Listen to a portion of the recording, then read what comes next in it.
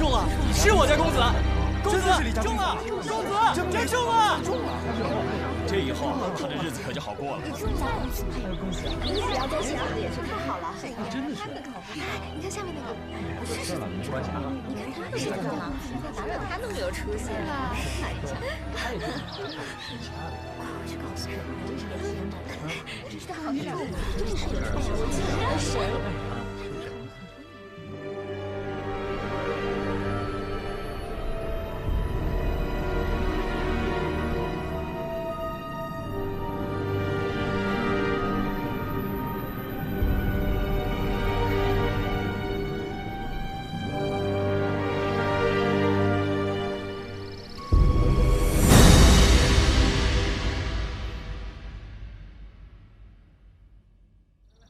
公子，夫人叫您吃饭呢。公子，公子，来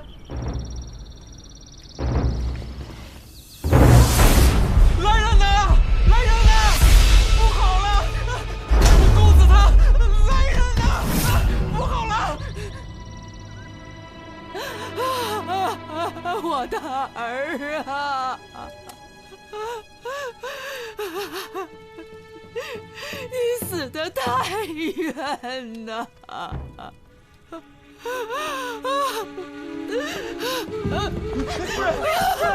夫人，使不得呀，夫人，夫人，夫人。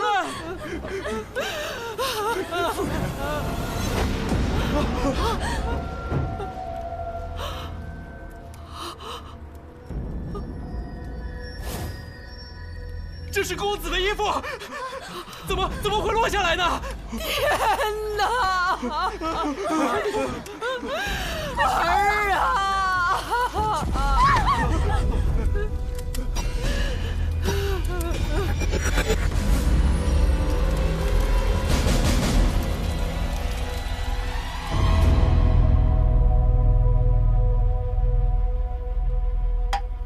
世时，刀立天。 与无量香华，天衣诸影，供养释迦牟尼佛及地藏菩萨仪，一切众会俱付瞻礼，合掌而退。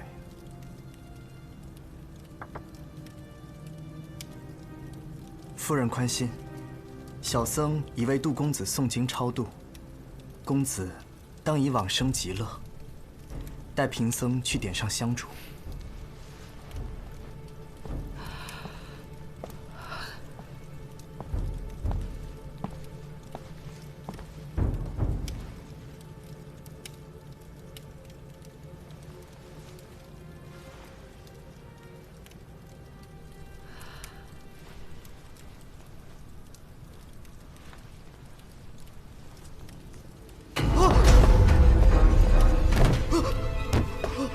夫人，快来看看！夫人，夫人，夫人！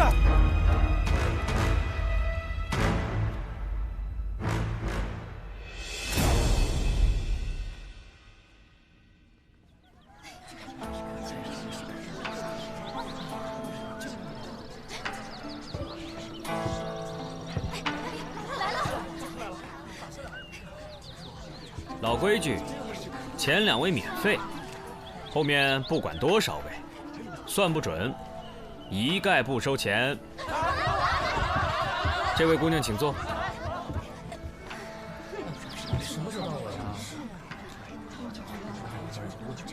这位姑娘，眉宇隐隐发黑，身上有阴气，却不似恶鬼缠身，一定常与往生者打交道。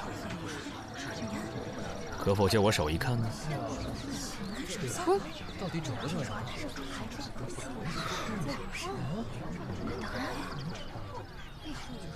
你是仵作吧？我是个仵作。大师真是继续传啊！太厉害！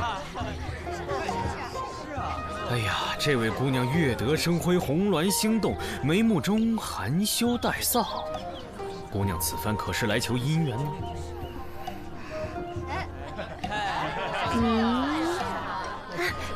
这件事情只有我跟家父知道，从未向人提及。您是怎么知道的？上规天道之法，不可说。排累了就进来坐会儿吧，有席上的好吃的好喝的，来拿个号。里面没位置了啊！几位客官，往里边请。哎，照顾好了。好嘞。帮忙叫个号。咱们进去。快点儿。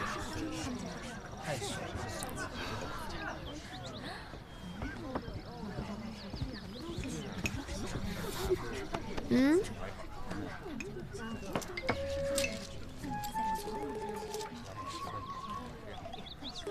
下一个。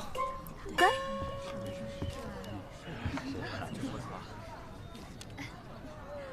先生，帮我打一卦吧。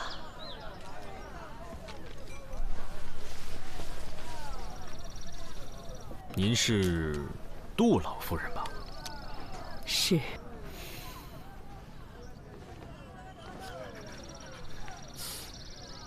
白发人送黑发人，哎，您老千万别悲愁垂涕，节哀顺变吧。不瞒先生，我那过世的儿子又回来了。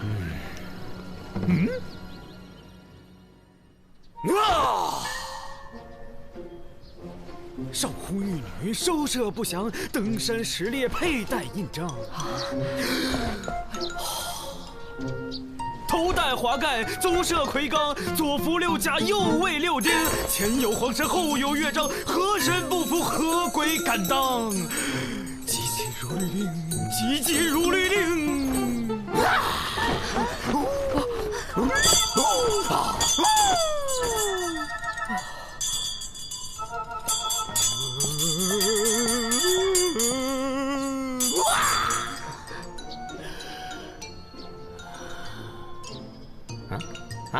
什么？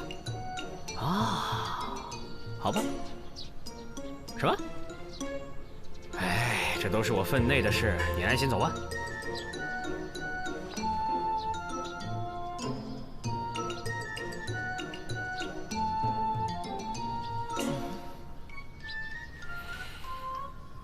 就是这样了。就是哪样了？就是这样了。就是这样了。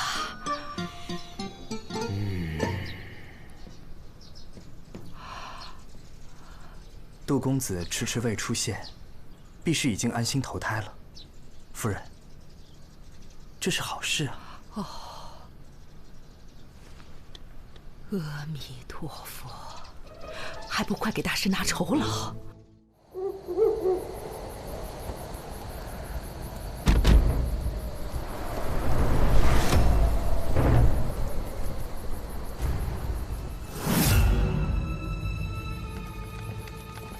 呀，紫苏妹妹，来得挺早的呀。紫苏姑娘，你骑马来的？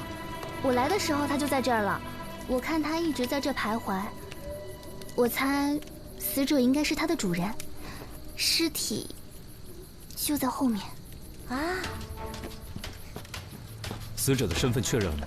死者叫李牧，跟那个杜成一样，今年同是考生，而且都中了解元。紫苏，我看一下。我们在死者身上发现一块绢帛，上书2句血诗。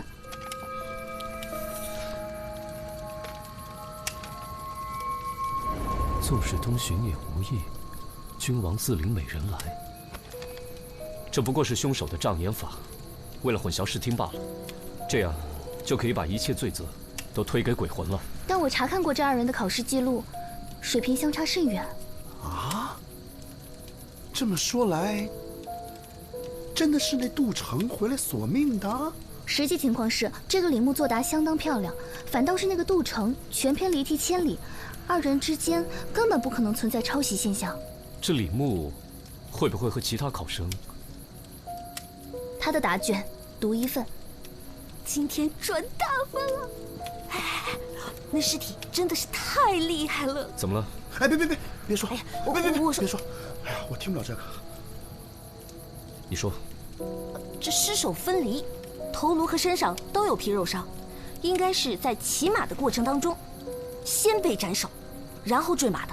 他是在马上被斩首的，还是跌落下来以后被斩首的？如果是先坠马的话，那头颅应该就在附近啊。可如果是在马上被斩首的话，就如我们所看到的这样，身首异处。马上被斩首。从伤口的擦伤程度来看，这马奔跑的速度应该相当的快。在那个速度下，若想偷袭得手，出刀的力量、速度和准头缺一不可。凶手必是江湖上1等1的高手。你想啊，死者的头颅。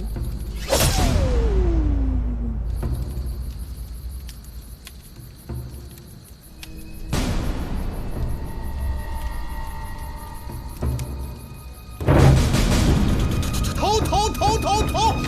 啊！自作，快跑！自作，快！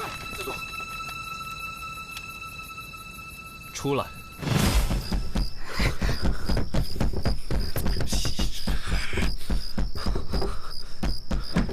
大晚上的不请自来，什么意思？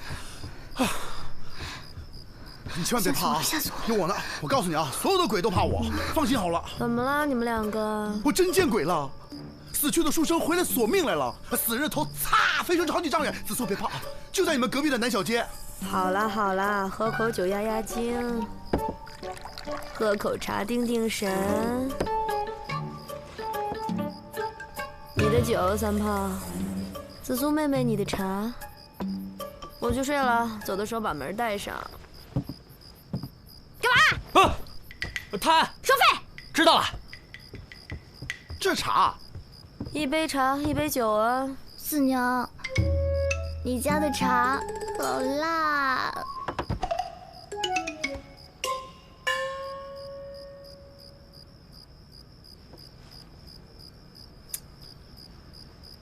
好酒。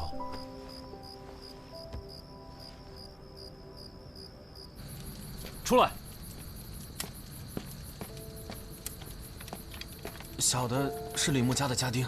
今天夜里，你可有发现什么异常没有？小的早就伺候公子睡了，可是后半夜听到公子的房间里有响动，接着公子就跑出门，径直走到马圈，骑着马就冲出去了。公子好像魔怔了一样，小的还听他不停地喊着什么“冤魂索命啊”。公子真的是被恶鬼缠身了。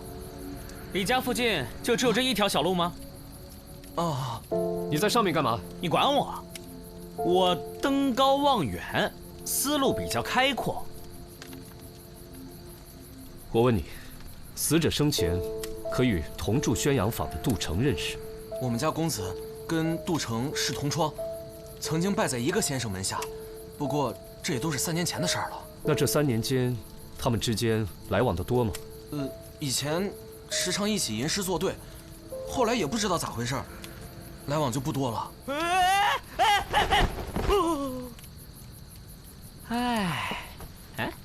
胡闹！这位李介元平时出门喜欢坐车还是骑马呀？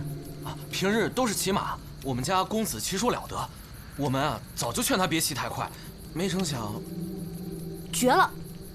你看这颈部的切口也太过整齐了吧？估计这次这个凶手你肯定打不过了。什么意思？你看这个切面多漂亮啊！别说在马上，就是死者站着任由你砍，你能做到吗？这个人力大无比，他可真是一刀下去。能一刀取人首级者，能有几人？既然死者是在马上被斩首，说明这个凶手的身长恐怕也异于常人呢。夜叉在世也不过如此了吧？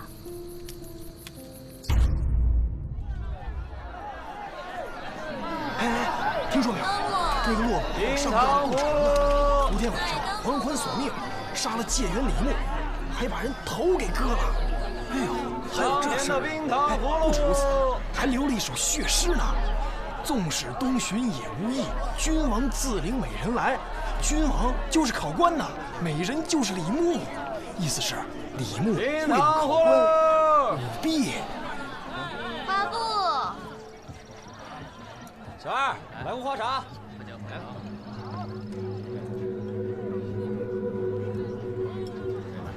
客官，说是赛。大师，大师啊，我儿子回来了！客官，吃点。我儿子回来了，大师。你的胡子呢？哦，喝酒。这样显年轻。哦，大师啊，昨天晚上他们说我儿子回来索命杀人，一定是谣传。您明明劝他投胎去了。哎呀，真是谢谢您啊！我知道您不便说，点头摇头即可。哦，他绝对不会现身的，我估计已经转世了，没准都出生了。好啊，太好了！愿他生在富贵人家，少吃些苦。多谢先生了，这是给先生的报酬。这怎么好意思呢？小事情。我先出去了。干嘛呢？这忙不开呢？啊！我肚子饿了，我出去打个牙去。恩人，你何必出去吃啊？我做菜的手艺还算不错，你要是不嫌弃的话，我这就去做菜给你打牙祭。当真？啊！你不是想把银子拿回去？啊不，我要这钱做什么呀？这都是你应得的。不过，您能不能再帮我问问？成儿转了世，他今生过得好不好？啊，小意思了，这事儿包在我身上。啊，要不咱们先去看看厨房？您请，这边请。我是西域人，口重，酱油佐料您只管多放啊。四娘，你可知道这长安城有哪些善于刀斧的人？长安城最善用刀斧的人，就站在你面前。那你可有把握，一刀就把人头砍下来？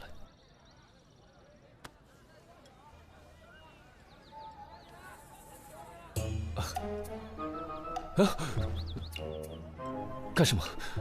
我就是让你看看，我这是吹弹可破的肌肤，还是硬邦邦的铁疙瘩。我要是能一刀斩断人头，我就去刑场了。我还在这儿干嘛？刚才已经都打探过了。昨天夜里啊，长安城里那几个刽子手都在一起喝酒，在畅谈那个如何能让人死得更愉悦。四娘，最近长安城里有没有什么外来的能人异士啊？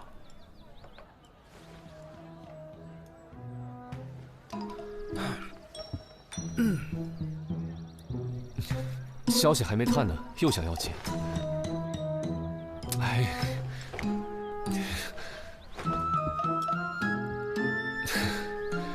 好吧。老板娘，老板娘，有黄酒吗？我腌肉用。有的，我去拿。老大，我们就不应该来，不应该带钱来。客官，哪位请？姑娘这是怎么了？小二，没事吧？喝醉了，怎么叫也叫不起来。这位官人，您是？大理寺少卿李治。二位客官慢走。你可知道你儿子跟李牧的关系？以前成儿和李介元是同窗。近日他们有无局语？这个老身就不知道了。你这次是来探案，不是跳大神的。知道了啊。几位官爷，慢慢看吧。要没什么事儿，小的先行告退了。去吧。等等，去把那些显字的纸钱拿给我。好。不是，老大，我突然好热啊，我出去凉快啊。站着。不是我三炮啊，上房。好嘞。你去哪儿？上房啊。这儿。这儿怎么了？看看这火盆的上方，这梁上有没有铁环之类的东西？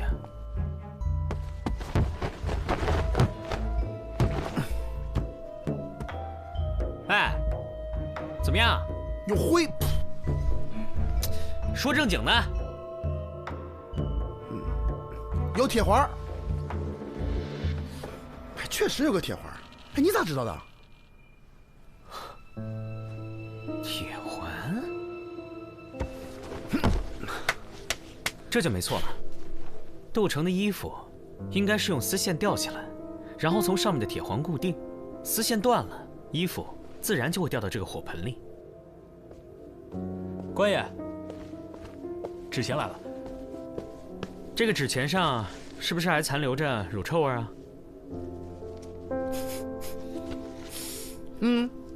所以呢？所以会显字啊？什么意思啊？应该是有人事先用了乳汁，在这上面写字。当纸钱靠近火盆，一受热，字就会显形了。低级骗术，不值一提。这纸钱有谁动过？这纸钱是从寺庙买的，买来的时候是新的，我拆的，之前没有人动过。三毛，你再看看那边的灵牌。我都看过了，没问题。哎，三炮啊，你去看看，看看有什么机关没有。老大吧，这死者为大，你知道吧？去，要不我去。有什么好玩的吗？哎，双叶，你来啦！啊，快去！四娘让我来告诉你们，她那边收到了风声，说长乐坊东顺大赌庄最近新招了2个力大无比的高人保镖，身长9尺。哇，9尺！哇，那可真算是高人啊！三炮，啊，跟我走。哦，就是嘛，这灵位也没什么好看的啊，我们去赌坊吧。啊。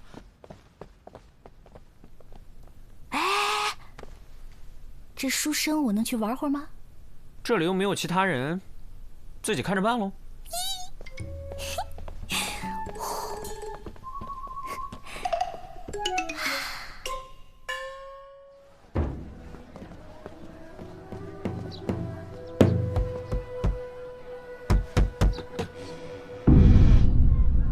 搞啥子嘞？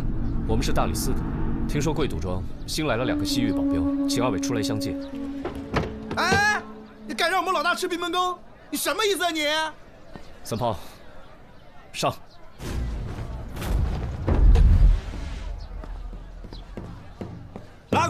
哪个喊你们进来的？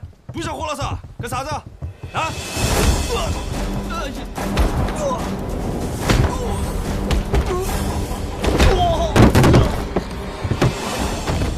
使不得，使不得！官人手下留情啊！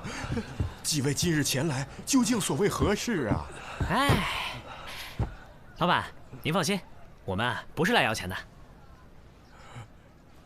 把那2个西域保镖叫出来问话。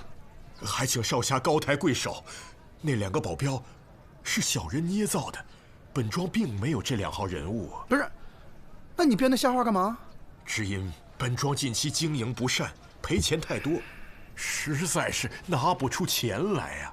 为保平安，方才出此下策。几位官人明察呀，小的绝无恶意，只是借保镖的说辞来震慑那些别有用心之徒啊。把你们庄内武功最高之人叫出来问话。就是他。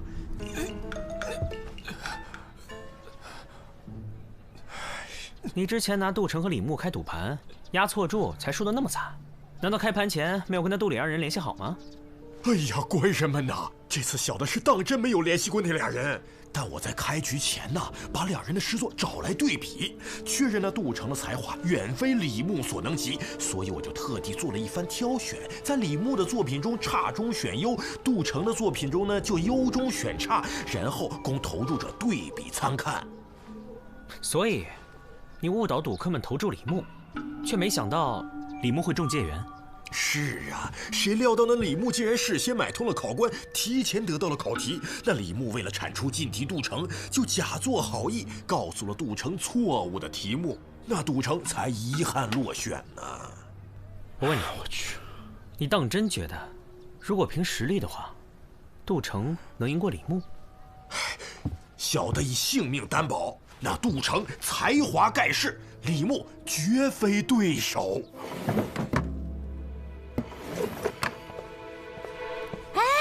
快来！你们快过来看看！哎，快点！怎么样，有发现吗？我已经把它从脚趾头研究到头发丝儿了，现在他的骨骼情况，我可是了如指掌，比他娘还清楚。只可惜啊，他们家的家仆碍手碍脚的，非不让我把他给剖了。你别裹乱了。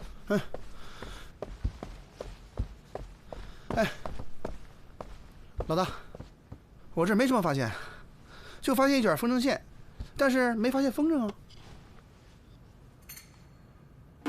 这不是风筝线，是冰蚕丝，这就是杀死杜城的凶器。什么？冰蚕丝来自于西域，极其坚韧锋利。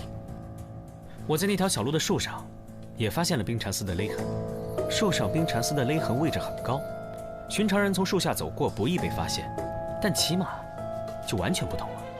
这位凶手先是深夜潜入李牧家中，假扮杜城还魂。李牧心中有鬼，所以才会慌不择路地骑马离开。而他家门口只有这么一条小路，他身上的擦伤证明他当时骑速极快。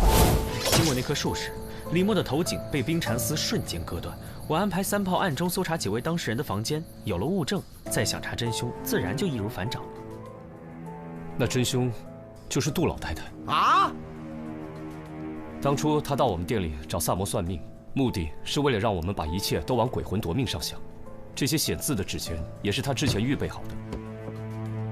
她利用丝线把衣服吊起来，衣服就会掉下来。还有，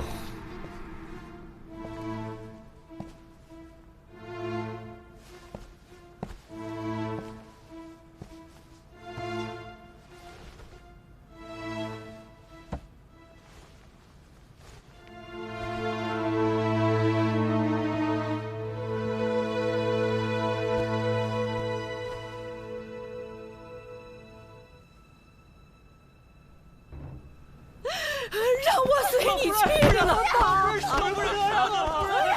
我还活着干什么呀？杜老太趁人不备拔掉了护手，使衣服掉了。之所以怀疑她，是因为当时只有她一个人靠近过这根柱子。这个杜老太看似手无缚鸡之力，若不是发现这卷冰蚕丝，我也不会怀疑到她的身上。不是，老大，这不应该吧？那你说这杜老太太图啥？等等，快来看我家程程。程程？哇，这尸体太带劲了！你就可劲儿折腾吧。你看他颈部的勒痕，好赞吧？杜城是用什么字眼而死啊？他们说是白绫。哦。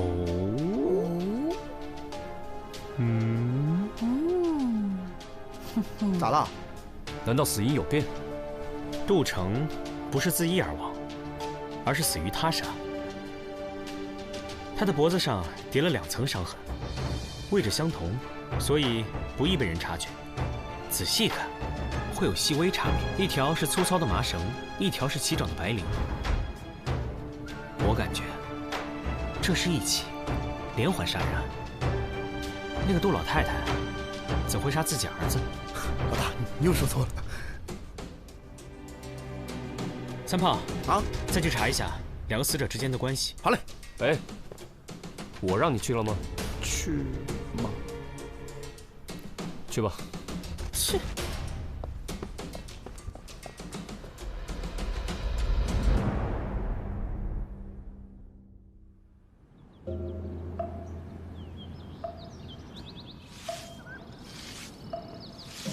那杜老太有杀人动机，却没有作案时间。李牧死的当晚，他一直在灵堂，有仆人可以作证。哎，小师傅，跟您打听个人，你们这个寺里有没有一个干净的师傅？干净的师傅，就是整洁的师傅。师傅，我们是问之前被杜家请去超度的那位师傅。哦，2位施主是找净放师兄吧？请随我来。干净、整洁。师傅，我们这是去哪儿？去藏经阁。净放师兄在藏经阁受罚抄经书。啊？他为什么受罚？我们觉得也很奇怪。净放师兄一向脾气都很好，但是就在前几日，因丢了扫把，跟师弟动起了手，这不就被受罚到藏经阁抄经书了。每日下午都去，估计得抄半个月。2位施主，这边请。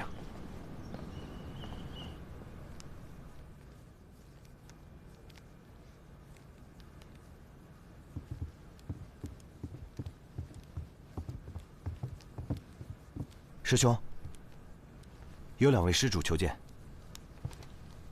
请。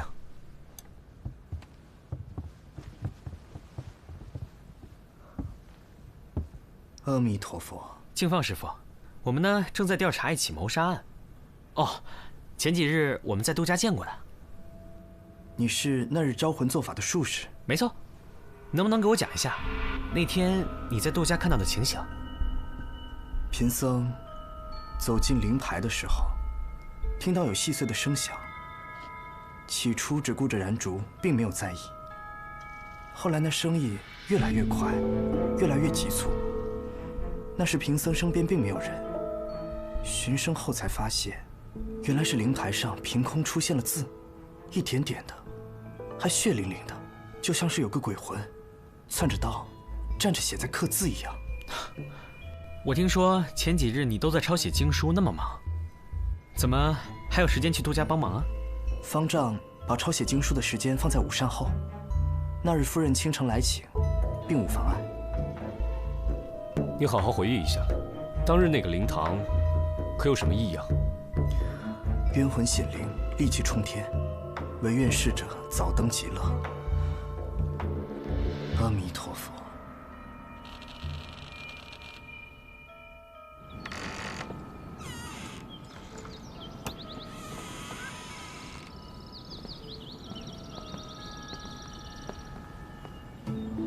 告辞。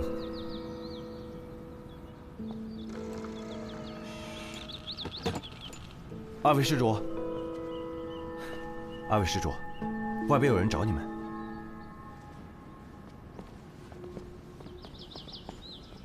总之，李牧的书童告诉我，3年前有个教书先生家境贫寒，为了补贴家用，便答应和杜李2人共同应试，为其舞弊。当时杜李2人的资历和才情都差得很远，杜成在考前就退出了。但是李牧为人急功近利，他参加了，所以才出了这么一档的事儿。那为什么只有这位先生吃了官司？东窗事发后，李牧把自己摘得干净，把责任全都推到了先生身上。先生后来找到了杜没有答应帮他作证，因为他怕毁了自己的大好前程。后来这个先生积郁成疾，投河自尽了。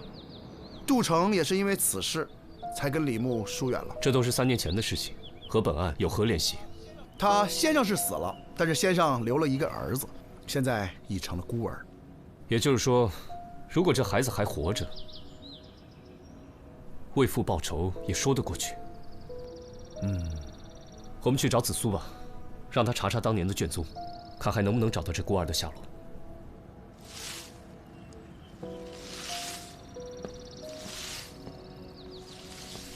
小师傅，我想打听一下，你还记不记得净放师傅那天跟你打架，伤到哪儿了？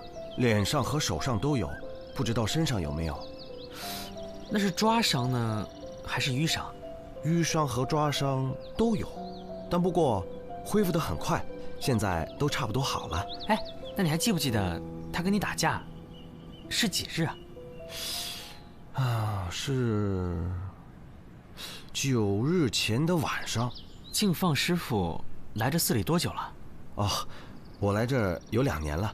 师兄比我早来1年左右。多谢。哎，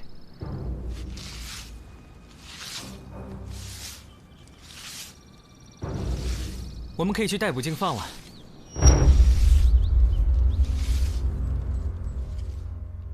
回来了，黄三炮立下了汗马功劳。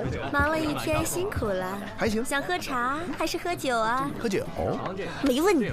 你呢？酒。好，咱们喝酒。紫苏呢？喝多了，楼上歇着呢。咦，杜老太太去哪儿了？在这待了1天，回去休息了。回去了？她不是答应要给我做好吃的吗？她不给你做好吃的，我给你做好吃的呀。你怎么？给你点颜色，你就开胭脂铺是吧？赶紧跟我说说案子。包子，卖包看看。从线索到头，净放就是教书先生的姑子，也正是他杀了杜成和李介元，目的呢，当然是为父报仇。为什么？你没有把过程告诉我们呀？跟不上你的节奏啊？为什么？首先呢，我观察到，敬放在抄经书的时候是一个左撇子，而藏经阁的大门呢是双开大门，需要用2只手的手掌同时给门打开。但是敬放师傅不是，而是选择了用右手推开右门，再用右手推开左门。这是为什么呢？因为在他左边的手掌心当中有伤，而这伤是他对李牧行凶时使用冰蚕丝所致。即使他在手上缠了好多布作为防护，还是被冰蚕丝勒出了伤口。逮捕他时，果然在他的掌心发现了又细又深的伤口。那为什么要查他们打架的时间呢？这就是他聪明的地方。他突然转性，去跟小师弟打架，正是为了要掩盖他脸上和手上本来就有了伤痕。他为了制造鬼魂杀人事件，首先用麻绳狠狠地将杜城勒死。可是他没有想到，他勒死杜城的时候，杜城会用尽全力挣扎，手会向后用力地乱抓。因此他在故意伪造了杜城自杀的现场之后，趁着夜晚看不清楚，故意找茬，与急性子的小师弟打斗，只为了用新伤掩盖旧伤。我去问过那小僧人，他们打斗那一天正是杜城死的当晚，因此才确定了敬放的犯罪事实。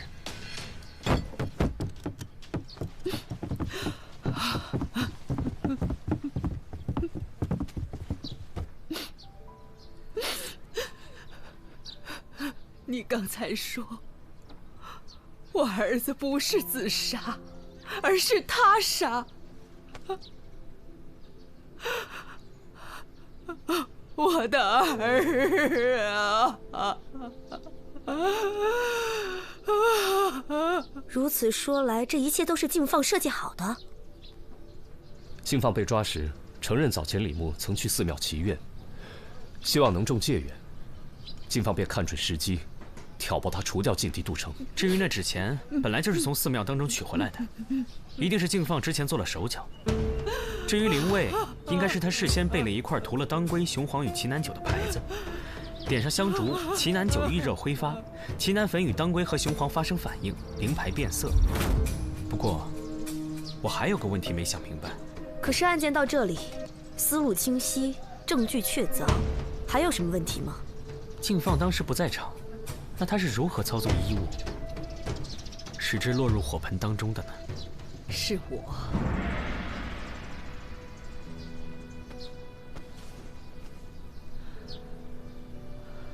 成儿走了以后，敬放找到我，表明了身份。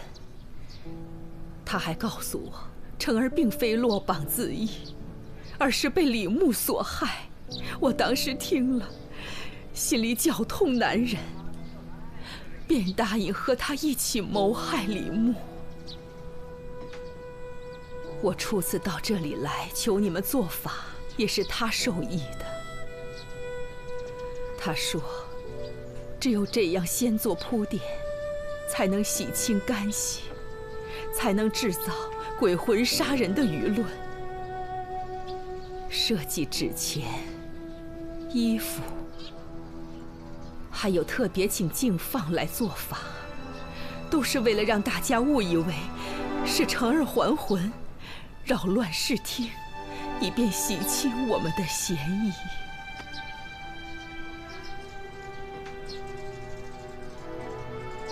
杜老夫人，请你跟我走吧。是。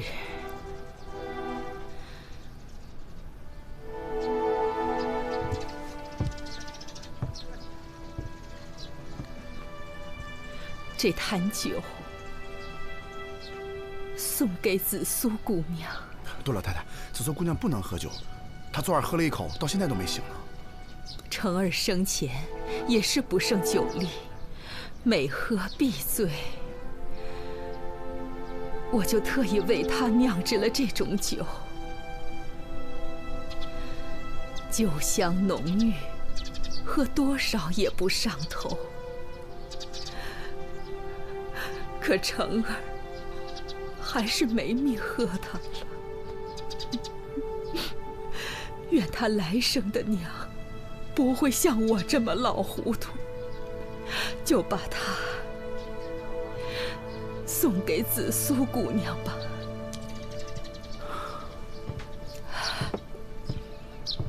等等，他有苦衷，又是从犯，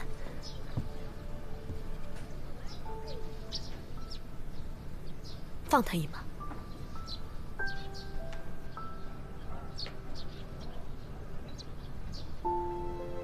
他若以合谋论处，难逃死刑，但他也是受人所骗，或许可以从轻处置。李治，姑娘，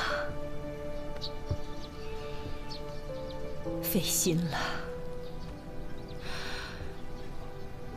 重判也好，轻处也罢，终不过是拖着这把老骨头了此残生而已。